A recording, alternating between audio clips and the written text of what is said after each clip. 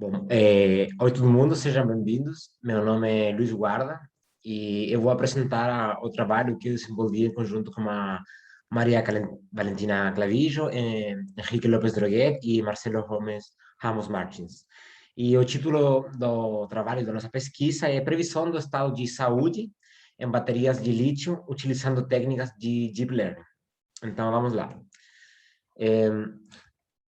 Como sumário, primeiramente vamos ter uma introdução para depois passar nos objetivos do trabalho, analisar os conceitos de Deep Learning e LSTM, para posteriormente passar na base de dados, a metodologia empregada, os resultados e, finalmente, as conclusões do trabalho.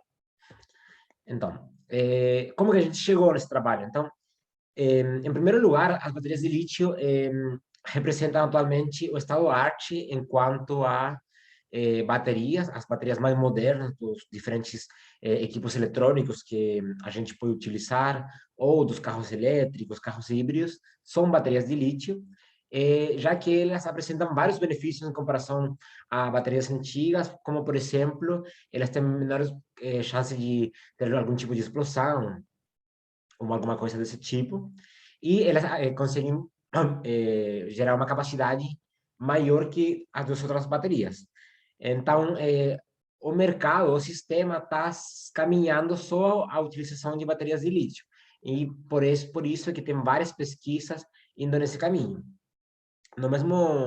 Nesse contexto, existe o que é chamado de sistema integrado de gerenciamento de baterias, que é um sistema que, em geral, os dispositivos modernos já trazem, e um dispositivo que fornece diferentes informações sobre o estado da bateria, como, por exemplo, a quantidade de carga que eu tenho no celular, certo? Ou o estado da saúde da bateria, que o estado de saúde seria que porcentagem da capacidade nominal da minha bateria eu consigo utilizar agora, certo? Já que acho que todo mundo já reparou que quando você, por exemplo, compra um celular, a bateria do celular vai durando cada vez menos conforme você usa ele no tempo. Então, esse sistema de gerenciamento, sistema integrado de gerenciamento de baterias, fornece várias informações e, ao mesmo tempo, essas informações que ele fornece, eu posso utilizar elas para obter umas novas informações e para gerar previsões sobre algumas variáveis no futuro. E eu consigo fazer isso, essencialmente, me baseando na internet das coisas, que permite ter dados reais, em tempo real, em qualquer lugar do planeta, certo? E aí eu consigo ter um monte de informações, um monte de dados, e eu consigo processá-los para obter informações adicionais. Como é que eu processo esses dados? Bom, principalmente com técnicas de inteligência artificial, e dentro da inteligência artificial, as técnicas de deep learning ou de aprendizagem profundo são as mais famosas devido ao seu bom desempenho que elas conseguem ter. Então, quais que são os dois grandes objetivos dessa pesquisa, desse trabalho? O primeiro, desenvolver um modelo de deep learning capaz de prever o estado de saúde das baterias de lítio, e, em segundo lugar, comparar o desempenho do modelo utilizando diferentes tamanhos de janela para os dados. Ou seja, nessa pesquisa, a gente utilizou um modelo de LSTM, eu vou apresentar agora o que é uma LSTM, e esse LSTM utiliza janelas de tempo, já que elas foram desenvolvidas para trabalhar especialmente com séries temporais.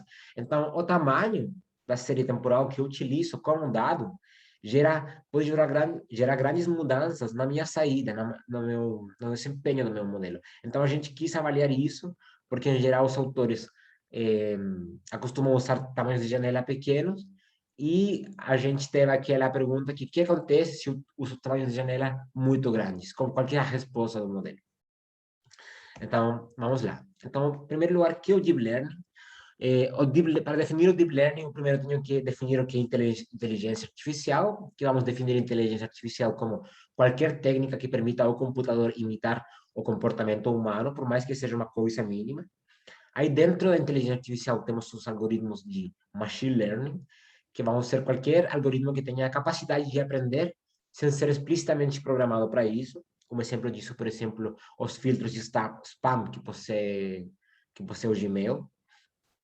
E, no final, temos os algoritmos de deep learning, que são algoritmos baseados em redes neurais, que eles têm a capacidade de extrair padrões dos dados de maneira automática, ou seja, eles pegam características dos dados sem ser explicitamente programados para isso. Então, já não preciso eu fornecer as características que ele vai utilizar, senão que ele sozinho aprende quais são as informações relevantes para a tarefa proposta. Então, que são as LSTM? A LSTM é um tipo de rede neural especial que foi desenvolvida para trabalhar especificamente com séries temporais. Originalmente feitas para trabalhar com processamento de linguagem natural, seja, por exemplo, para traduzir frases de uma língua para outra, mas há uns anos já que são utilizadas para trabalhar com dados físicos, como vibração, temperatura, voltagem, corrente, como vamos ver agora. Então, a grande característica desse tipo de rede é que são capazes de aprender dependências de tempo dentro da série temporal, ou seja, levando, por exemplo, para o caso de linguagem, processamento de linguagem natural, ela consegue conectar qual é que é o substantivo, qual é que é o sujeito, e assim entender a lógica da frase. Bom, e quando trabalhamos com dados físicos, a rede consegue fazer o mesmo, mas olhando para cada uma das variáveis em cada uma das posições do tempo. E numa LSTM, a grande diferença é que cada neurônio, que seria da rede neural, vai ser composto por um número de células igual ao comprimento da sequência. Ou seja, se minha série temporal tem 10 valores, cada rede neural, cada neurônio da minha rede neural vai ter 10 células dentro de cada neurônio, onde cada célula vai receber informação de um dado no tempo novo e vai ligar esses dados com os dados dos momentos prévios. E também, bom, permite-me realizar uma extração automática de características, como já falei, como todo algoritmo de Deep Learning, e também pode armazenar informações sobre tempos prévios, que há umas grandes vantagens. Então, se eu tenho uma série temporal, a série vai aprender dependências dentro, mas também, quando receber o último dado, ela vai lembrar do primeiro. E isso é uma grande característica que permite ela ter desempenhos sobre a média do estado da arte.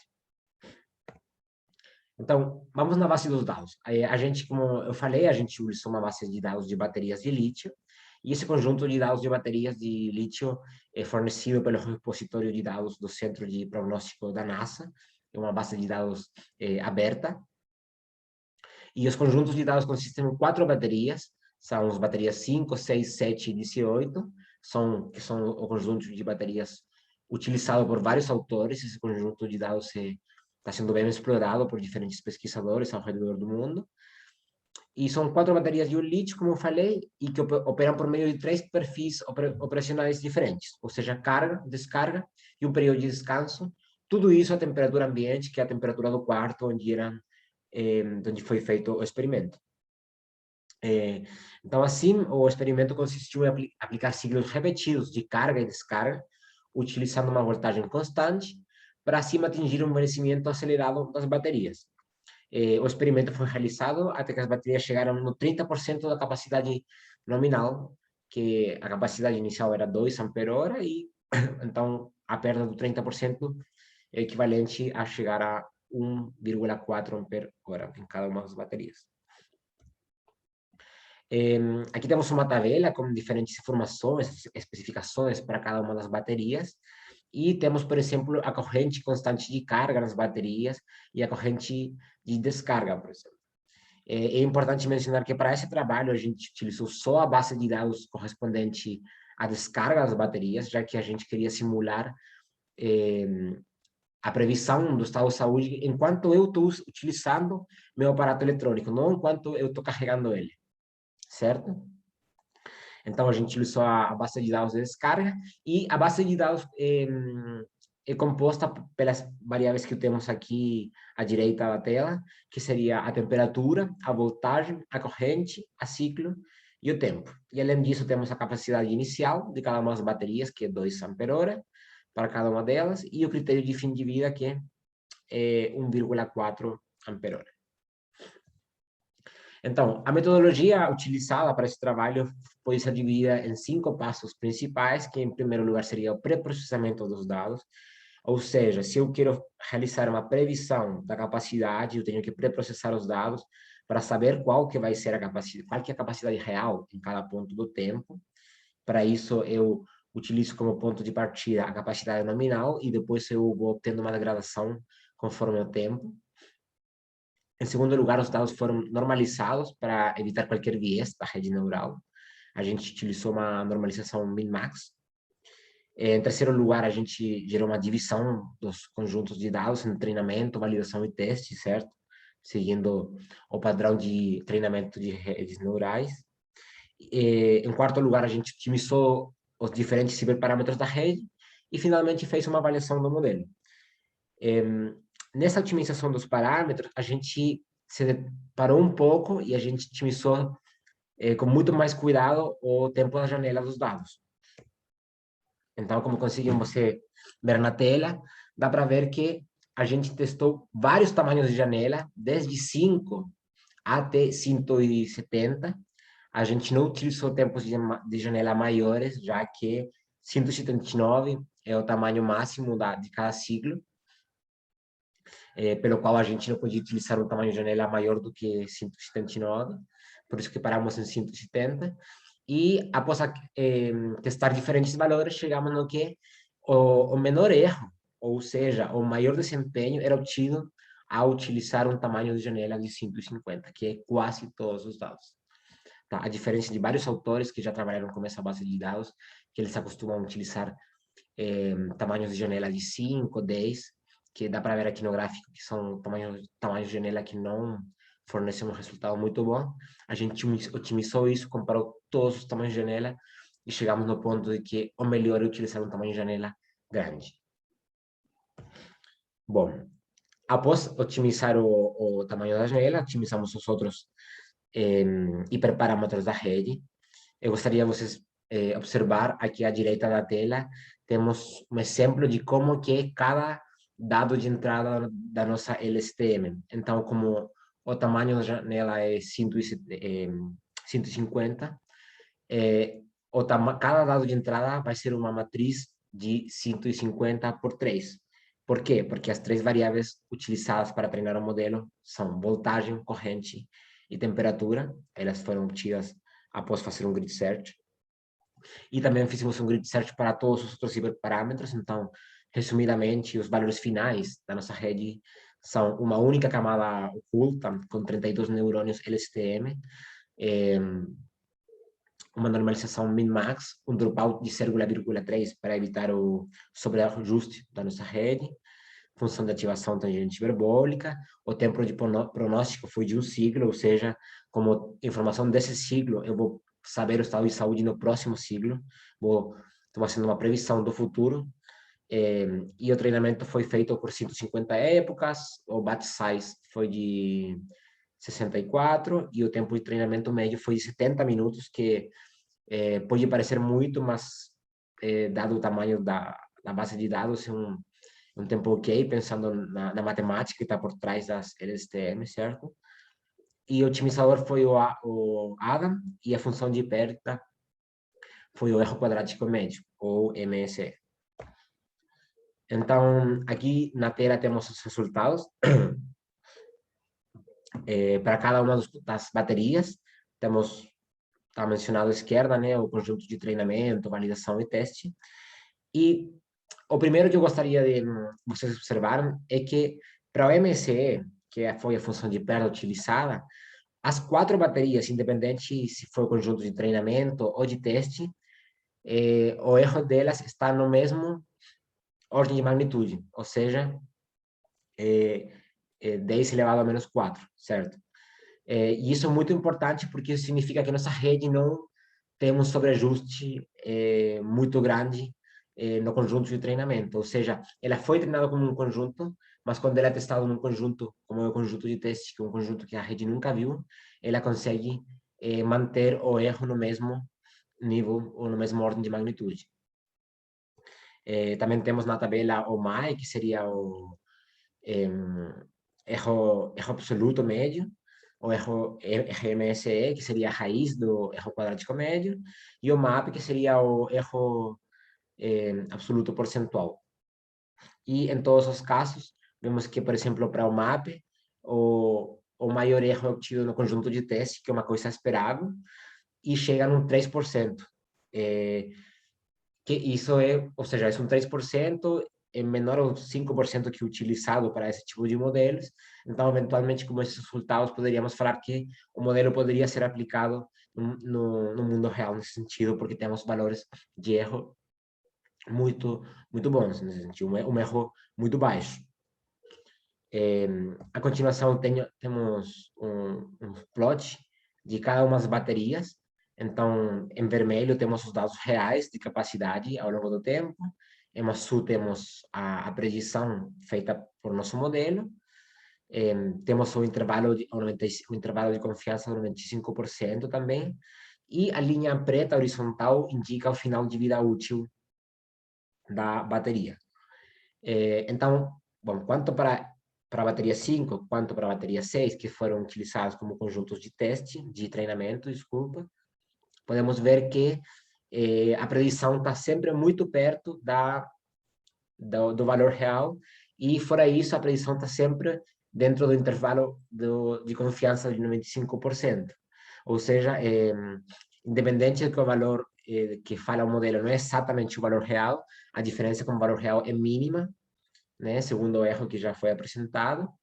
E fora isso, o mais importante é que o modelo consegue seguir a tendência dos dados, porque dá para ver que existe uma regeneração de capacidade em alguns pontos da bateria, e essa regeneração não é possível predecir ela com modelos completamente teóricos. Então, esse modelo de Deep Learning, ele consegue seguir a tendência dos dados e seguir a regeneração deles. Aqui temos a bateria número 7, que foi o conjunto de validação. Então, o intervalo de confiança é maior, porque é um conjunto do qual a rede não aprendeu diretamente. E, finalmente, temos o conjunto de teste, onde o intervalo é um pouquinho maior ainda. E dá para ver que no final, nos últimos siglos, temos valores muito longe do valor real.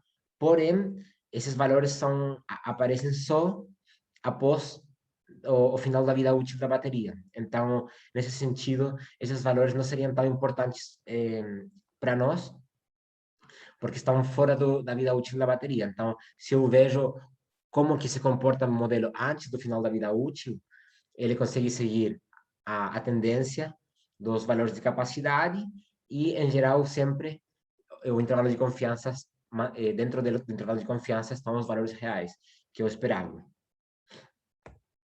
Bom, então, para finalizar as conclusões do trabalho, temos que, bom, nesse trabalho, uma técnica de Deep Learning foi aplicada usando os dados reais para estimar o estado de saúde das baterias de lítio, a fim de estabelecer alternativas metodológicas para apoiar a tomada de decisão dos desenhadores, fabricantes e consumidores desse tipo de baterias, que, como foi dito, são as baterias mais utilizadas atualmente.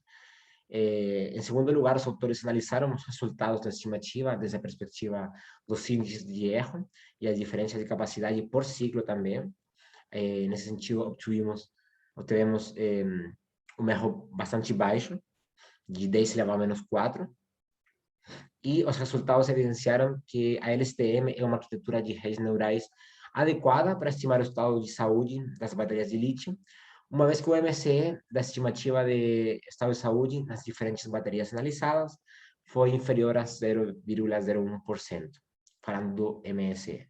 Então, é um erro tão baixo que, baseado nos resultados, poderíamos falar que é possível aplicar esse modelo no mundo real. Então, essa é a nossa apresentação. Espero que vocês tenham gostado e agora estamos aqui para responder as suas perguntas. Muito obrigado.